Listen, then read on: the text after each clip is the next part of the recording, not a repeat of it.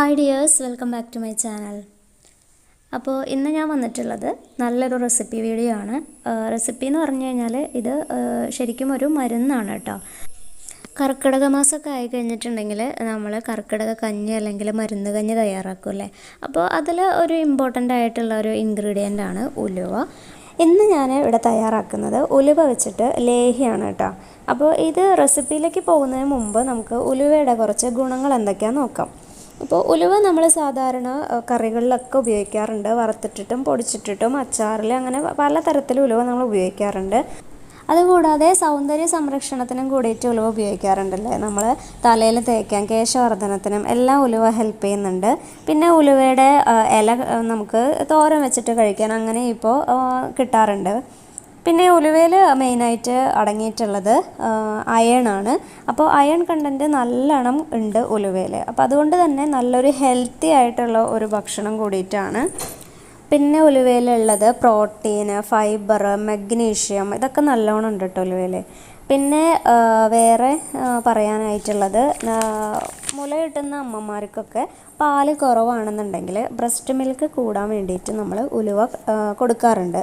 അതുപോലെ ഷുഗറുള്ള പേഷ്യൻസിനൊക്കെ ആണെങ്കിൽ പാൻക്രിയാസിൽ ഇൻസുലിൻ്റെ അളവ് ഉലുവ നന്നായിട്ട് കൂട്ടും. അങ്ങനെ ഷുഗർ ഒന്ന് കൺട്രോൾ ചെയ്യാനും അതുപോലെ തന്നെ കൊളസ്ട്രോൾ കുറയ്ക്കാനൊക്കെ ഉലുവ ഹെൽപ്ഫുള്ളാണ് കേട്ടോ.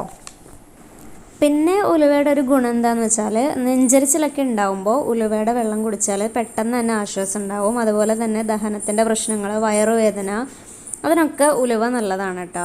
പിന്നെ സ്ത്രീകളുടെ പീരീഡ്സിൻ്റെ വേദനയൊക്കെ ഉണ്ടാവുന്ന സമയത്ത് ഉലുവയുടെ വെള്ളം പെയിൻ കുറയ്ക്കും.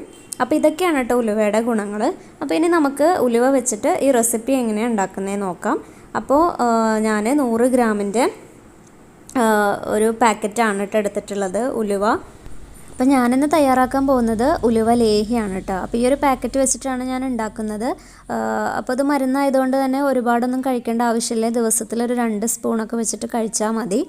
അപ്പോൾ അതുകൊണ്ട് ഈ ഒരു പാക്കറ്റ് ഉണ്ടാക്കിയാൽ തന്നെ കുറേ ഉണ്ടാവും. അപ്പോൾ നമുക്ക് ഫ്രിഡ്ജിൽ സൂക്ഷിച്ച് കഴിഞ്ഞാൽ കുറച്ചായിട്ട് എടുത്ത് ഉപയോഗിക്കാം. അപ്പോൾ ആദ്യം തന്നെ പാക്കറ്റ് പൊട്ടിച്ചിട്ട് ഇത് നന്നായിട്ടൊന്ന് കഴുകി വൃത്തിയാക്കിയതിന് ശേഷം കുതിർക്കാനായിട്ട് വെക്കണം.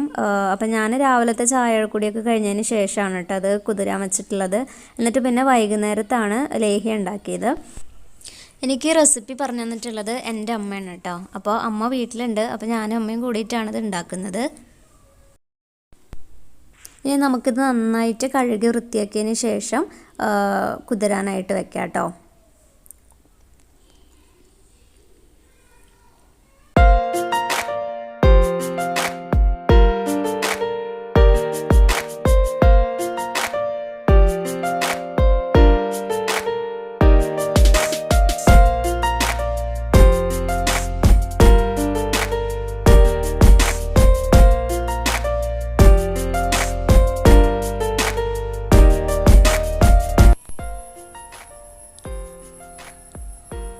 ഇനി നമുക്കിത് എങ്ങനെയാണ് തയ്യാറാക്കുന്നത് നോക്കാം.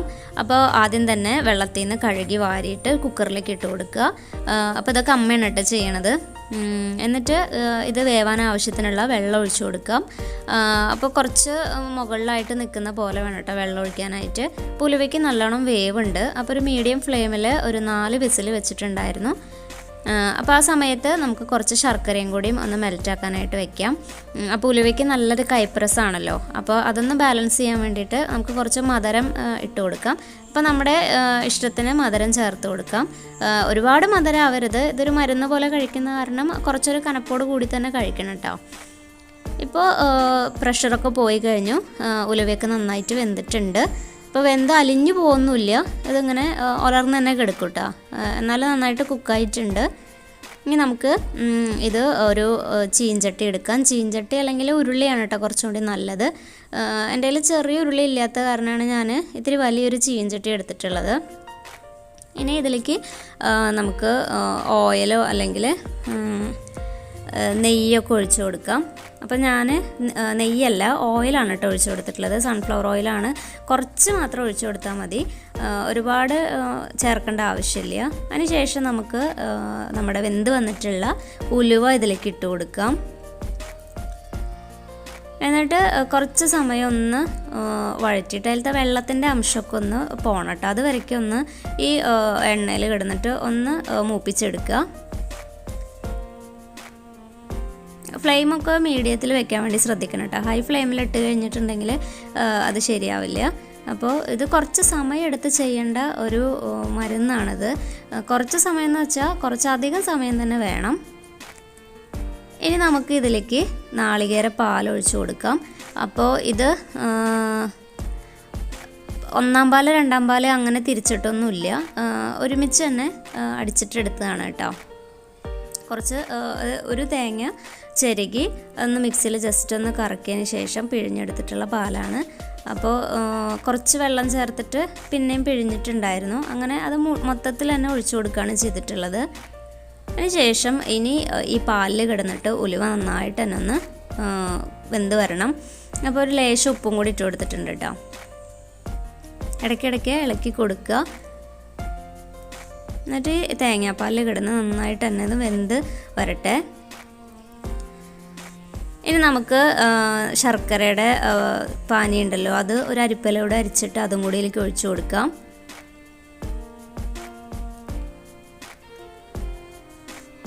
ഇപ്പോൾ തേങ്ങാപ്പാലിലും ശർക്കരയിലും കൂടി കിടന്ന് ഈ ഉലുവ നന്നായിട്ട് വെന്ത് വറ്റി വരണം. ഈ വെള്ളമൊക്കെ വറ്റി നല്ല ഒരു കുഴമ്പ് പരുവത്തിലായി വരണം. അപ്പോൾ ഇനി നമുക്കിത് മീഡിയം ഫ്ലെയിമിലിട്ടിട്ട് തന്നെ ഇത് നന്നായിട്ട് തന്നെ വേവിച്ചെടുക്കാം. കുറേ സമയം ഇങ്ങനെ നിന്നിട്ട് ഇളക്കിക്കൊണ്ടിരിക്കണം കേട്ടോ. നല്ല ക്ഷമയോട് കൂടി ചെയ്യേണ്ട കാര്യമാണ്. അപ്പോൾ കുറച്ച് നേരം ഇളക്കിയപ്പോഴേക്കും എനിക്ക് മതിയായി. പിന്നെ ബാക്കിയെല്ലാം അമ്മ തന്നെയാണ് കേട്ടോ ചെയ്യണത്. അപ്പോൾ ഗ്യാസിൽ വെച്ച് കഴിഞ്ഞപ്പോൾ പിന്നെ ഞങ്ങൾക്ക് തോന്നി അടുപ്പിൽ വെക്കുകയായിരിക്കും കുറച്ചുകൂടി നല്ലതെന്ന്. ഗ്യാസ് ഒരുപാട് വേണ്ടി വരും. അപ്പോൾ വേഗം തന്നെ അടുപ്പ് കൂട്ടിയിട്ട് അതിലേക്ക് ചീഞ്ചട്ടി വെച്ചു. ഇനി ഇവിടെ വന്നിട്ട് ഇങ്ങനെ കണ്ടില്ലേ, ഇളക്കി ഇളക്കി ഇളക്കി അപ്പോൾ അതിൻ്റെ കളറൊക്കെ മാറി നല്ലോണം കുറുകി വന്നിട്ടുണ്ട്. അപ്പോൾ ഞാനിതിൽ കുറച്ച് ബദാം ഒന്ന് ചതച്ചിട്ട് കൊടുത്തിട്ടുണ്ടായിരുന്നു കേട്ടോ. അങ്ങനെ വറ്റിച്ചെടുക്കുക. അപ്പോൾ കണ്ടില്ലേ നമ്മുടെ ലേഹി ഇവിടെ റെഡി ആയിട്ടുണ്ട്. അപ്പോൾ ആ വെള്ളം തേങ്ങാപ്പാലും അതുപോലെ ശർക്കരപ്പാനി എല്ലാം വറ്റി വറ്റി വറ്റി ഉലുവയിൽ പിടിച്ചിട്ട് ഇപ്പോൾ കഴിക്കുമ്പോൾ കനപ്പൊന്നുമില്ല, നല്ല ടേസ്റ്റ് ഉണ്ട് കേട്ടോ. അപ്പോൾ ഇടയ്ക്ക് ഈ ബദാമൊക്കെ കടിക്കാൻ ഇട്ടിട്ടുള്ള കാരണം അത് നമുക്ക് ഇടയിൽ കടിക്കുമ്പോൾ അതൊരു രസം തന്നെയാണ്. ഇനി ഇത് നമുക്ക് പാത്രത്തിലാക്കിയിട്ട് ഫ്രിഡ്ജിൽ സൂക്ഷിച്ച് വെക്കാം. അപ്പോൾ എനിക്ക് ആ ഒരു പാക്കറ്റ് കൊണ്ട് ഇതുപോലെ 2 പാത്രത്തിൽ നിറച്ചും കിട്ടിയിട്ടുണ്ട്. അപ്പോൾ ഇനി നമുക്കിത് ഫ്രിഡ്ജിൽ സൂക്ഷിക്കാം. എത്ര നാൾ വേണമെങ്കിലും ഫ്രിഡ്ജിലിരിക്കും, കേടൊന്നും ആവില്ല. അപ്പോൾ ഇതൊന്നും എല്ലാവരും ട്രൈ ചെയ്ത് നോക്കുക. പിന്നെ എനിക്ക് പറയാനുള്ളത്, ഇത് ഉണ്ടാക്കാനായിട്ട് കുറച്ച് ക്ഷമയും വേണം, അതുപോലെ ഉണ്ടാക്കാനുള്ളൊരു മനസ്സും വേണം. അതുണ്ടെങ്കിൽ നമുക്ക് നല്ലൊരു മരുന്ന് വീട്ടിലുണ്ടാക്കാം. നല്ല ഹെൽത്തിയാണ്. അതിൻ്റെ ഗുണങ്ങളൊക്കെ ഞാൻ വീഡിയോയുടെ ആദ്യമേ പറഞ്ഞിട്ടുണ്ടല്ലോ. അപ്പോൾ എല്ലാവരും ഇതൊന്ന് ട്രൈ ചെയ്ത് നോക്കുക. അപ്പോൾ വീണ്ടും അടുത്തൊരു വീഡിയോ ആയിട്ട് വരാം. അതുവരേക്കും bye friends, thanks for watching.